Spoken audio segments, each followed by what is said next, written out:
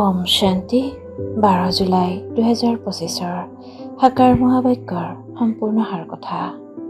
মৰমৰ সন্তানসকল, তোমালোক সঁচা বৈষ্ণৱ হ'ব লাগে। সঁচা বৈষ্ণৱ ভোজনৰ ক্ষেত্ৰত সংযমী হোৱাৰ লগতে পবিত্ৰ হৈও থাকে। প্ৰশ্ন: কোনটো অৱগুণ গুণলৈ পৰিৱৰ্তন হৈ গ'লে নাও পাৰ হ'ব পাৰে? উত্তৰ: সকলোতকৈ বেয়া অৱগুণ হৈছে মোহ। মোহৰ কাৰণে সম্বন্ধীয়সকলৰ স্মৃতিয়ে হাইৰাণ কৰি থাকে। কাৰোবাৰ কোনোবা সম্বন্ধীয়ৰ মৃত্যু হ'লে তেতিয়া 12 মাহলৈকে তেওঁক স্মৰণ কৰি থাকে। মুখ ঢাকি কান্দি থাকিব, স্মৃতি আহি থাকিব। এনেকৈয়ে যদি পিতাৰ স্মৃতিয়ে হাইৰাণ কৰে, দিনে ৰাতিয়ে তোমালোকে পিতাক স্মৰণ কৰা, তেতিয়া তোমালোকৰ নাও পাৰ হৈ যাব। যেনেকৈ লৌকিক সম্বন্ধীয়ক স্মৰণ কৰা, তেনেকৈ পিতাক স্মৰণ কৰিলেতো অতি সৌভাগ্যৰ কথা। ধাৰণাৰ বাবে মুখ্য সাৰ: 1. যেনেকৈ পিতাই অপকাৰীৰো উপকাৰ কৰে, তেনেকৈ পিতাক অনুসৰণ কৰিব লাগে।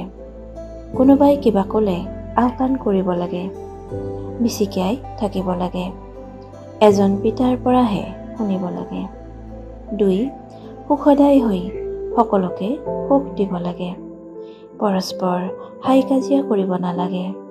বিচাৰ বুদ্ধি সম্পন্ন হৈ নিজৰ জলঙা অবিনাশী জ্ঞান ৰত্নৰে ভৰপূৰ কৰিব লাগে। বৰদান: সাগৰৰ গভীৰতাত গৈ অনুভৱৰূপী ৰত্ন প্ৰাপ্ত কৰোঁতা সদায় সমৰ্থ আত্মা হোৱা। সমৰ্থ আত্মা হ'বলৈ যোগৰ প্ৰতিটো বিশেষত্বৰ, প্ৰতিটো শক্তিৰ আৰু জ্ঞানৰ প্ৰতিষাৰ মুখ্য সাৰ কথাৰ অভ্যাস কৰা। অভ্যাস কৰোঁতা নিচাত মগন হৈ থাকোঁতা আত্মাৰ সন্মুখত কোনো ধৰণৰ বিঘিনি তিষ্ঠি থাকিব নোৱাৰে। সেইকাৰণে অভ্যাসৰ প্ৰয়োগশালাত বহি যোৱা। এতিয়ালৈকে জ্ঞানৰ সাগৰ, গুণৰ সাগৰ, শক্তিৰ সাগৰৰ ওপৰত ঢৌত খেলি আছা, কিন্তু এতিয়া সাগৰৰ গভীৰতালৈ যোৱা। তেতিয়া অনেক প্ৰকাৰৰ বিচিত্ৰ অনুভৱৰ ৰত্ন প্ৰাপ্ত কৰি সমৰ্থ আত্মা হৈ যাবা। শ্লোগান: অশুদ্ধিয়ে বিকাৰৰূপী ভূতক আহ্বান জনায়, সেইকাৰণে সংকল্পৰেও শুদ্ধ হোৱা। অব্যক্ত সংকেত: সংকল্প শক্তি জমা কৰি শ্ৰেষ্ঠ সেৱাৰ নিমিত্ত হোৱা।